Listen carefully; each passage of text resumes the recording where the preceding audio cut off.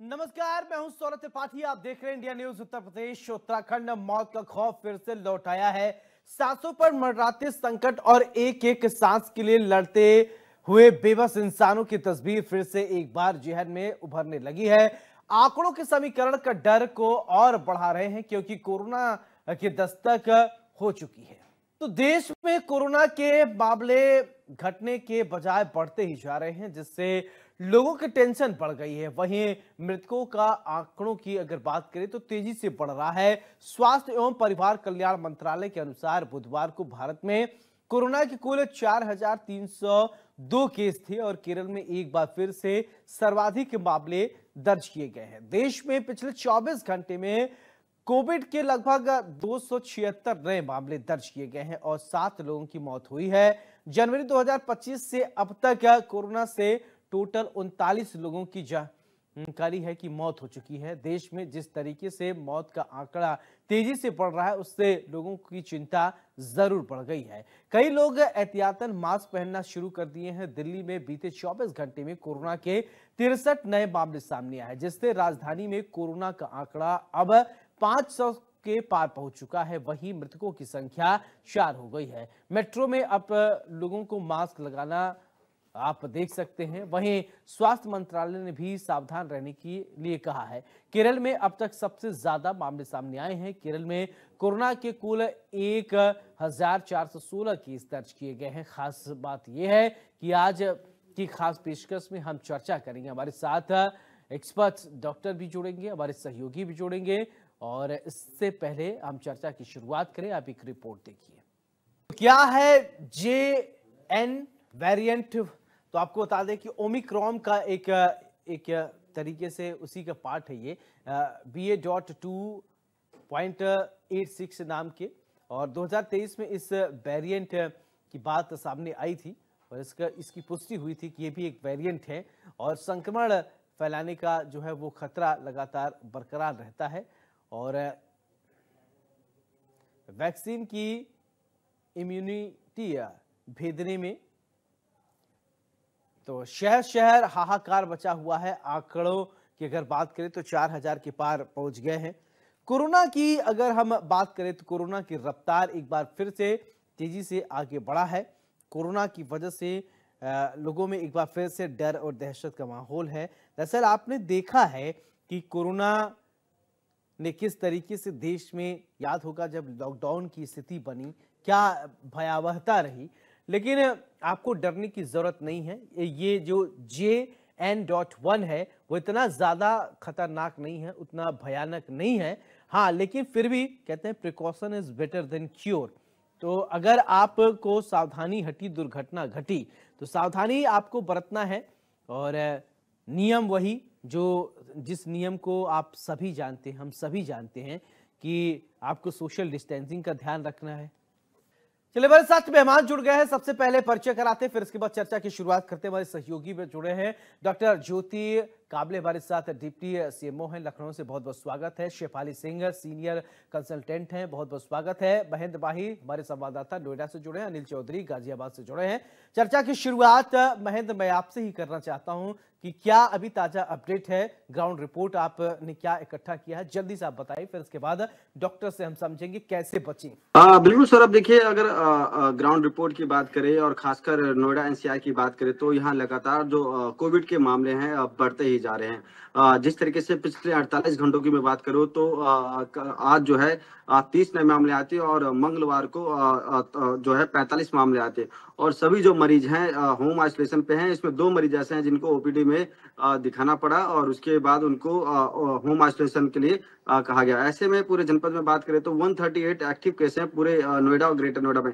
तो कह सकते हैं कि पूरे उत्तर प्रदेश में अगर सबसे ज्यादा जो कोरोना के मामले हैं वो नोएडा और ग्रेटर नोएडा में निकल रहे हैं। तो ऐसे में स्वास्थ्य विभाग के जी अनिल, क्या जानकारी है आपके पास, अपडेट कीजिए। देखिए, गाजियाबाद के अपडेट की अगर बात करें तो 24 केस फिलहाल जो है एक्टिव है, जिनका इलाज चल रहा है। और जिसमें कि 23 केस 21 माफ कीजिएगा 21 केस ऐसे हैं जो होम आइसोलेट हैं और बाकी के 3 केस ऐसे हैं जो अस्पताल में एडमिट हैं और उनका इलाज चल रहा है। और जैसे केस बढ़ रहे हैं उसको लेकर जो गाजियाबाद का स्वास्थ्य विभाग है वो अलर्ट मोड पर है। उनकी तरफ से आदेश दिया गया है, जो गाजियाबाद के सीएमओ हैं उनकी तरफ से ये कहा गया है जितने भी सरकारी और प्राइवेट अस्पताल हैं वहां पर जो ऑक्सीजन की मात्रा है वो सुनिश्चित करें, और जो कोरोना से लड़ने के जितने भी इंतजाम हैं उसको प्रॉपर तरीके से आप एक्टिव मोड पर रखेंगे, क्योंकि 2020 में जिस तरीके का मंजर था उसको लेकर तैयारियां लगभग एक बार पूरी कर ली गई है। ठीक है, डेटा हमारे पास आ गया। अब डॉक्टर ज्योति जी, मैं आपसे ये समझना चाहता हूं, देखिए कोरोना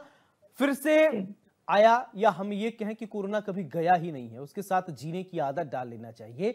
तो JN1 ये है क्या, और ये कितना खतरनाक है, कैसे बचें, एक बार हमारे दर्शकों को आप बताइए। बिल्कुल, ये एक्चुअली जो हमारे पहले कोरोना था उससे हम लोग सभी लोग वाकिफ है। उसको देखते हुए अभी जो ये कोरोना आया है ये एक माइल्ड फॉर्म है, और इसके लिए हमें सबसे पहले मेन स्पेशल अटेंशन जो देना है वो आप अपने घर में जो भी आपके प्रेग्नेंट फीमेल है, बच्चे हैं, ओल्ड एज सीनियर सिटीजन्स है, या यूमनो कॉम्प्रोमाइज्ड जो पर्सन होते हैं जिनकी प्रतिरक्षण क्षमता कम होती है, इन लोगों पे ध्यान देने की बहुत ही आवश्यकता है कि कोरोना में इनके कैसे बचाव करें।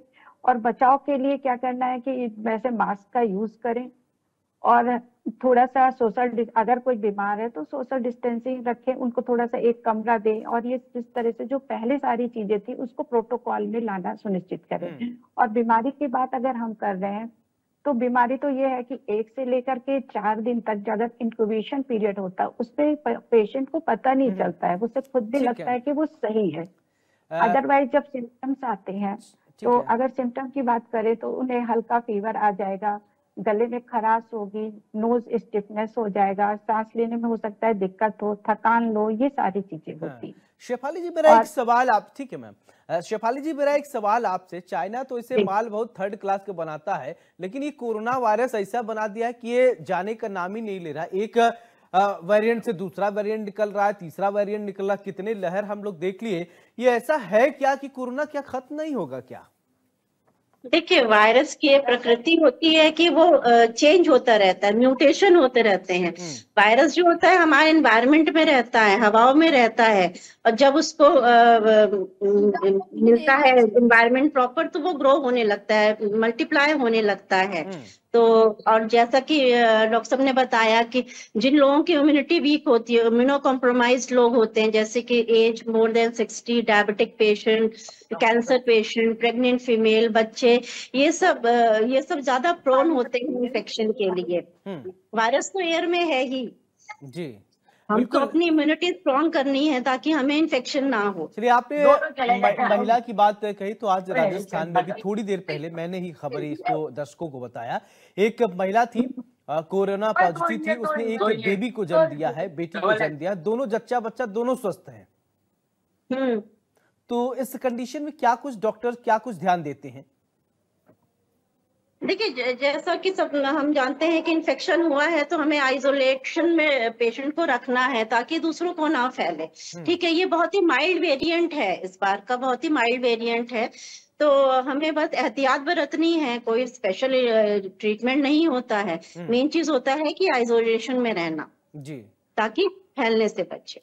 जी ज्योति जी, एक मेरा सवाल, जैसे कि बहुत सारे ऐसे डिसीज हैं, बहुत सारे ऐसे बीमारियां हैं, बचपन से सुनते आए हैं, वो आज तक नहीं खत्म हुआ, जैसे कि प्लेग हुआ, खसरा हुआ, चेचक हुआ, और इस तरीके की बीमारियां हैं जो कभी फिर इसके बाद पोलियो का भी कैंपेनिंग इतना किया जा रहा है, भारत को पोलियो मुक्त बनाने की पूरी कोशिश की जा रही है क्या, और लेकिन वो अनवरत वो चल रहा है कैंपेन की बात करें। अगर पोलियो मुक्त की बात करें तो भारत पोलियो मुक्त हो चुका है, क्योंकि हमारे जो नेबर कंट्रीज हैं उनमें पोलियो होने की वजह से हमारे यहाँ पे मतलब पोलियो हो रहा है। नहीं, मैं एग्जाम्पल के तौर पे ले रहा हूं, जैसे कि टीबी, ये सब चीजें ऐसी हैं कि इनके साथ ही अब इंसानों को जीना पड़ रहा है। क्या मैं ये मान के चलूं कि कोरोना के साथ भी जीने की आदत डाल लें, ये जाएगा नहीं कभी, जैसा कि आप लोग बता रहे कि वायरस है तो नए नए वेरिएंट उससे निकल रहे हैं। अब दशा और स्थिति को देखते हुए तो यही लग रहा है कि कोरोना अभी है, बस पहले सीवियर था, अभी माइल्ड फॉर्म में है। हम इससे कैसे बचाव करें, मेन चीज ये है। अगर बीमारी हो गई है तो पेशेंट को हम रेस्ट दें, हाइड्रेशन करें। अगर फीवर आ रहा है तो एसिटोएमाइनोफेन, ब्रूफेन दवाइयां जो भी हैं वो डॉक्टर के उससे ले। दूसरी चीज है, अगर नाक में स्टिफनेस हो रही है, सांस नहीं ले पा रहा है, तो थोड़ा सा गर्म पानी पिए, वार्म शावर ले ले, या जो कफ सिरप है वो ले ले, तो जो म्यूकस वगैरह होता है वो क्लियर हो जाएगा।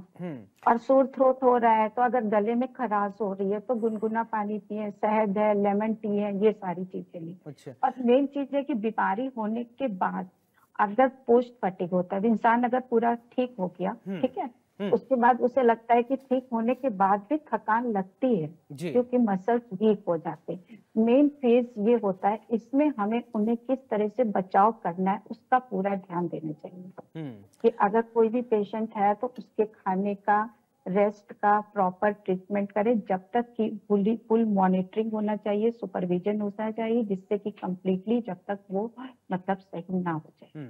महेंद्र, मेरा एक सवाल, ठीक है मैम, महेंद्र मेरा एक सवाल आपसे, और क्योंकि आप लोगों से जुड़ते होंगे, डॉक्टर्स तो हमारे सिर्फ वो बताएंगे कैसे बचना है, मैं ये जानना चाहता हूं आपसे कि क्या कोरोना के जब जांच कम हो जाते हैं बीच बीच में, क्योंकि जैसा कि डॉक्टर्स बता रहे कोरोना है, जब जांच कम हो जाते हैं तो मामले नहीं आते, जब मीडिया में बातें उठने लगती हैं फिर इसके बाद ये होता है कि कोरोना की संख्या बढ़ रहे हैं, तो क्या ऐसा बीच में हुआ कि एकदम बंद कर दिया गया क्या जांच?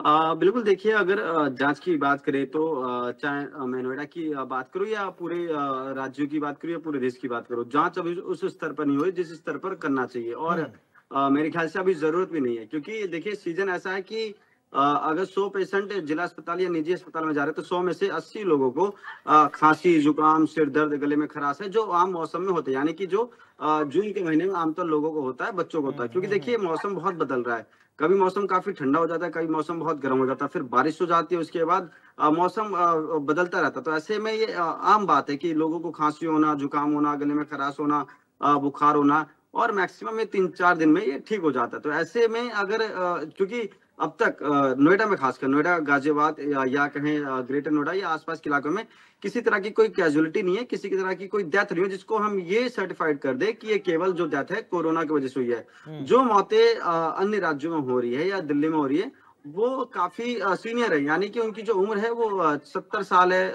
65 साल है, उनको पहले से ही कई गंभीर बीमारियां हैं, बहुत ज्यादा, किसी को बहुत ज्यादा शुगर है, किसी को टीबी है, किसी को अन्य तरह की बीमारियां हैं, और ऐसे में उनकी डेथ हो रही है। तो हम इसको ये नहीं कह सकते कि कोविड की वजह से इसकी मौत हुई है। तो अच्छी बात है। दूसरी बात ये भी अहम होती है क्योंकि नोएडा में 138 पेशेंट है और सभी पेशेंट होम आइसोलेशन पे हैं, यानी कि किसी भी मरीज को, चाहे वो बच्चा हो, चाहे वो नौजवान हो, चाहे वो बूढ़ा हो, चाहे वो कोई भी हो, उनमें से किसी को भी वेंटिलेटर या हॉस्पिटल की जरूरत नहीं पड़ी। अनिल, मेरा सवाल आप, ठीक है महेंद्र, अनिल मेरा सवाल आपसे कि गाजियाबाद की अगर बात करें, क्या जो जांच है, जांच की प्रक्रिया को और बढ़ाया गया है या और बढ़ाने की जरूरत है, इसके विषय में थोड़ा बताइए।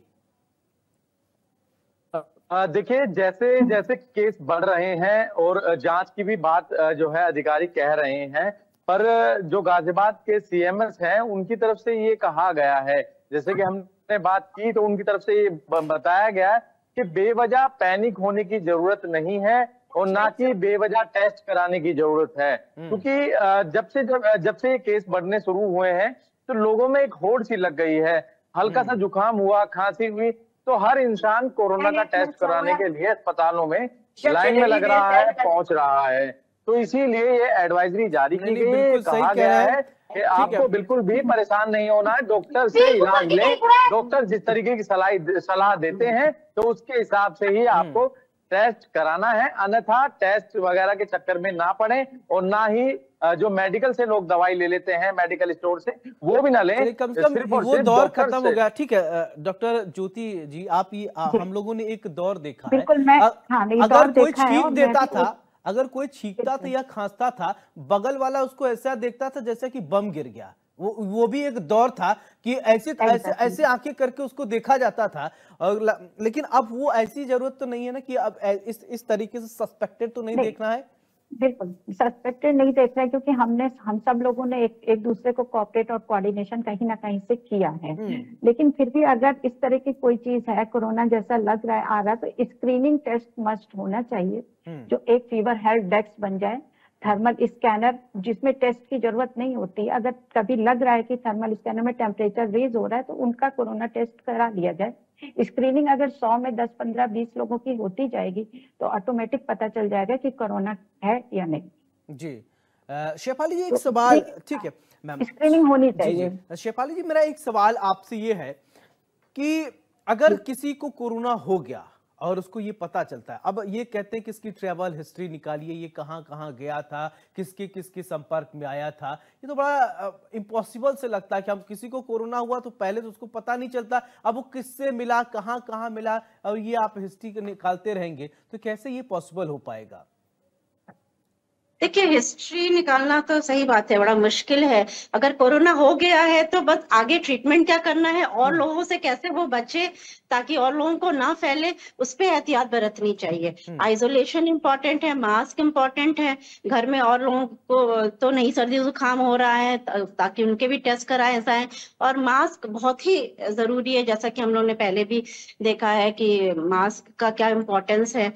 तो सर्दी जुकाम जैसा कि कह रहे हैं कि हाँ, सर्दी जुकाम तो आजकल सीजन ही ऐसा है, सभी को हो रहा है, बट जो पेशेंट जिनको लगता है कि सांस लेने में दिक्कत है तो ऐसे लोगों को तो जरूर टेस्ट के लिए जाना चाहिए और फर्दर डॉक्टर को दिखा के एक्सरे और जो भी फाइंडिंग्स होती हैं उसके हिसाब से ट्रीटमेंट लेना चाहिए। जी ज्योति जी, खान पान का किन बातों का ध्यान रखना चाहिए, क्या एक्चुअली देखिए इसमें हाँ 2 चीजें हैं, डू एंड डोंट, हमें क्या चीजें करनी चाहिए और क्या नहीं करनी चाहिए। तो कंट्राइंडिकेशन हम जब सबसे पहले बताएंगे, कोई भी ठंडी चीजें अवॉइड करें, बासी खाना ना खाएं, और बाहर से जो भी चीजें प्रोसेस फूड होते हैं जैसे पिज्जा है और ये सारी चीजें जो लोग मैक्सिमम बाहर खाते हैं, पता नहीं होता वो कितने टाइम का बना हुआ है। तो कोशिश ये करें कि ताजा खाना खाएं, पानी पिए, अच्छा, और हल्का जो कोकोनट वाटर होता है वो ले लें, दाल का पानी लें अगर, तो इस तरह की चीजें, हॉट वाटर वगैरह, तो फ्रेश फूड खाएं। घर का खाना सर्वोत्तम खाना है और ताजा पका खाना खाएं, बीमारी अपने आप दूर रहेगी। शेफाली जी, जब कोरोना का फर्स्ट वेरिएंट और सेकंड वेरिएंट आया, इसके बाद लोगों ने कहा कि हाथों को खूब सैनिटाइज कीजिए।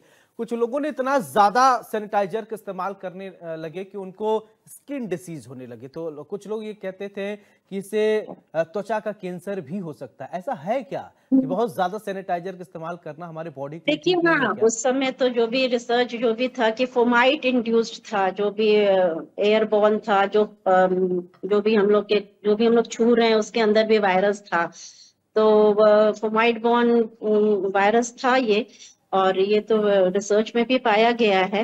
हाँ, बट ये है कि हाँ, हैंड वॉश तो इम्पोर्टेंट पार्ट ही है अपनी लाइफ का। जो भी कहीं भी बाहर से आए तो हाथ धुले, घर में आने के पहले बाद में हाथ धुलना बहुत ही जरूरी है, और खासकर हॉस्पिटल और हेल्थ केयर वर्कर्स को काफी ध्यान देना चाहिए इस चीज का। ज्योति जी, एक सवाल आम जनमानस से जुड़ा हुआ मैं आपसे जानना चाहूंगा, और ये सवाल किसी को हर्ट करने के लिए नहीं है, लेकिन हाँ ये सवाल जानना बहुत जरूरी है। मेडिकल माफिया चाहते ही नहीं है कि कोरोना कभी खत्म हो। अगर मेडिकल माफिया ये चाहेंगे कोरोना खत्म हो जाए तो उनकी दुकान बंद हो जाएगी। आपको याद होगा, कंपनी का नाम नहीं लूंगा, 650 mg वाला वो दवा बेचने वाला पैरासीटामोल कंपनी 1000 करोड़ रुपए का वो गिफ्ट बांट देता है कोरोना काल में कि हमारे प्रिस्क्रिप्शन डॉक्टर साहब लिखिए। ऐसा है क्या मैडम? मुझे नहीं ये लगता, इसलिए क्योंकि कोरोना में, जिस समय कोरोना चला था, सारे गवर्नमेंट हॉस्पिटल ही एक्टिव थे, और हमारे यहाँ गवर्नमेंट हॉस्पिटल ही एक्टिव थे और गवर्नमेंट मेडिसिन ही दी जा रही थी। तो वहाँ तो गवर्नमेंट सप्लाई के बारे में ही जान रहे हैं। और रही जो दूसरी बात आप कह रहे हैं कि मेडिकल वाले नहीं चाहते, बट एरिया तो हमारी पब्लिक है। अगर पब्लिक हमारी स्वस्थ है तो दवाइयाँ देने का तो मतलब नहीं रह रहा। व्यक्ति बीमार पड़ रहा है, अगर व्यक्ति बीमार पड़ रहा है, उससे प्रॉब्लम हो रही है, तब इस तरह से क्वेश्चंस आ रहे हैं। अगर व्यक्ति बीमार ही नहीं होगा तो दवाइयाँ कहाँ से दी जाएंगी? बिल्कुल, अगर व्यक्ति बीमार ही नहीं होगा तो मैडम डॉक्टर के पास भी नहीं जाएगा। नहीं, डॉक्टर के पास नहीं जाएंगे। आपने जैसे ये क्वेश्चन जो बोला कि जो मेडिकल फील्ड है वो ये नहीं चाह रहा है कि इस तरह की प्रॉब्लम्स हो, जो आपने बोला। मेरे आरोप नहीं है, कुछ लोग ऐसे कह रहे थे, मैंने सुना, मैंने ये भ्रांति कम आप लोग क्लियर कर दें, इसलिए हाँ, मैंने ये सवाल तो यही क्लियर कर दी कि कोरोना के समय में मैक्सिमम 90%, 99% मैं कह सकती हूँ कि गवर्नमेंट व्यक्ति ही सारे हॉस्पिटल एक्टिव थे। सारी मेडिसिन गवर्नमेंट के थ्रू ही जा रही थी। जी जी, बाहर की कोई मेडिसिन नहीं। जी शेफाली जी, मेरा अपना पर्सनल जी शेफाली जी, आप भी यही मानते कि ये सिर्फ तथा कथित कुछ लोगों की बातें हैं, इसमें कोई सत्यता नहीं है? इसको क्लियर कर दीजिए आप भी। बिल्कुल बिल्कुल, ये बिल्कुल मैम सही कह रही हैं कि मेजोरिटी ऑफ जो थे वो गवर्नमेंट हॉस्पिटल सप्लाई से ही मेडिसिन आ रही थी। हाँ। तो ऐसे ये तो भ्रम करने वाली बातें हैं। जी जी, मैंने देखिए एक सवाल बहुत प्रैक्टिकल था और आम जनमानस में ये सवाल भ्रांति थी, इसलिए मैंने चाहा कि इसको पूछ लिया जाए इसी डिबेट के दरमियान। तो आपने भी ऐसा सुना होगा कि मेडिकल माफिया चाहते ही नहीं कि कोरोना कभी खत्म हो, दुकान बंद हो जाएगी। सौरभ, मेडिकल माफिया कोरोना को तो छोड़ दीजिए, मुझे लगता है वो यही नहीं चाहते हैं कि जो आम नागरिक है, यानी कि हमारे देश की 144 करोड़ की जो जनता है वो स्वस्थ रहे। क्योंकि आप बाजारों में चले जाइए, तमाम ऐसे थोक बाजार आपको मिलेंगे जहां नकली दवाइयों की भरमार है। और अभी अगर मैं हरियाणा की बात करूं, चंडीगढ़ की बात करूं, ऐसे कई आपको बड़ी बड़ी फैक्ट्रियां मिल जाएंगी। जो गोली की कीमत होती है 2 रुपए, उसका वो प्रिंट आउट कराते हैं 380 रुपए। एक गोली यानी कि 3 रुपए की पड़ती है, मगर उसको बेचते हैं 380 की। और ऐसे ना जानो लाखों करोड़ों की दवाई होगी। हर साल आप देखते हैं कि टीम छापेमारी करती है, ड्रग्स जो विभाग होती है छापेमारी करती है। कैंसर जैसे घातक बीमारी की नकली दवाई पूरे देश में आराम से धड़ल्ले से बिक रही है। बहुत कैंसर, टीबी, तमाम बड़ी बड़ी जो बीमारियां हैं, डायबिटीज, थायराइड, ये ऐसी बीमारी होती है। मुझे लगता है कि हमारे जो डॉक्टर समाई डॉक्टर है, मैं इनकी जो बहुत अच्छे भी डॉक्टर है, क्योंकि भगवान का दूसरा रूप ही डॉक्टर है, तो मैं सारे डॉक्टर को इसमें इंक्लूड नहीं करूंगा। मगर इनमें कुछ ऐसे होते हैं, क्योंकि अच्छे इंसान होते हैं, तो अच्छे इंसान के साथ बुरे इंसान भी होते हैं, जो वो चोला पहनकर खूब कमाना चाहते हैं और वो छोटे समय में बहुत ज्यादा करोड़पति बनना चाहते हैं। दिल्ली बात करूं, दिल्ली में कुछ साल पहले ही बता रहा हूँ सौरभ, करीबन 200 करोड़ की नकली जो है दवाइयां मिली थी, जिसमें सबसे ज्यादा कैंसर की गोलियां थी, कैंसर की दवाई थी। बात करें डायबिटीज की, तो मैं आज भी कह रहा हूँ, अगर हमारा जो फूड तो एक पॉलिसी है, अगर ये मैं समझ गया, आप ये कहना चाहते हैं कि आपदा में अवसर निकालना हमारे देश में बहुत लोग ये जानते हैं, बखूबी एक्सपर्ट हैं। अनिल, ऐसा है क्या कि आपदा में हमने भी देखा है कि आपदा में अवसर लोगों ने निकाला है, लोगों की मजबूरियों को फायदा जो उठाया गया है, हमारे एक्सपर्ट डॉक्टर भी जानते होंगे। ये तो मान लीजिए अपने ऑनेस्टली एकदम ईमानदारी से काम करते होंगे, लेकिन बाहर जो अस्पताल के हैं ना, उन्होंने बहुत ज्यादा झोल किया, ये तो किसी से छिपा नहीं होगा। कुछ बातें जानकारी होती है, कुछ नहीं होती, कुछ कैमरे पे कह देते, कुछ नहीं कहते। बताइए अनिल। तो खुद मैं भी एडमिट था उस वक्त। आप समझ सकते हैं, एक रेमडेसिविर करके इंजेक्शन का नाम आपने सुना होगा, सभी ने, बहुत फेमस हुआ था उस टाइम पे। तमाम जो डॉक्टर्स की तरफ से वो प्रिस्क्राइब किया जा रहा था लगातार। पर जब बाद में जैसे जैसे पता लगा, उसका ये बताया गया कि सभी को लगाने की उसकी जरूरत ही नहीं थी, जिसकी क्रिटिकल हालत थी उसको वो लगाने की जरूरत थी। और आप समझ सकते हैं, जो इंजेक्शन मात्र तकरीबन 2200-2500 के करीब था, वो 8-8, 10-10 हजार रुपए का बेचा जा रहा था, और वो भी नकली भी बेचा गया। आप समझ सकते हैं, काफी दिन बाद में खुलासा हुआ। चलिए वो बात की बात है, लेकिन अभी जो है सावधान रहना है, सुरक्षित रहना है। बहुत बहुत शुक्रिया ज्योति जी, आप हमारे साथ जुड़ी। शेफाली जी, आपका भी बहुत बहुत शुक्रिया। आप दोनों का, अनिल और महेंद्र भाई, बहुत बहुत शुक्रिया। तो कोरोना से डरने की जरूरत नहीं है, कोरोना से लड़ने की जरूरत है। आपने बहुत सारे वेरिएंट देखे हैं और आपको अलग अलग वेरिएंट भी देखने को मिलेगा, लेकिन सावधान रहें, सुरक्षित रहें, अपना अपने परिवार का बहुत ध्यान रखें, खान पान का भी विशेष ध्यान रखें। अगर आपकी इम्यून सिस्टम मजबूत है तो कोई कोरोना आपको डिफीट नहीं कर पाएगा। नमस्कार।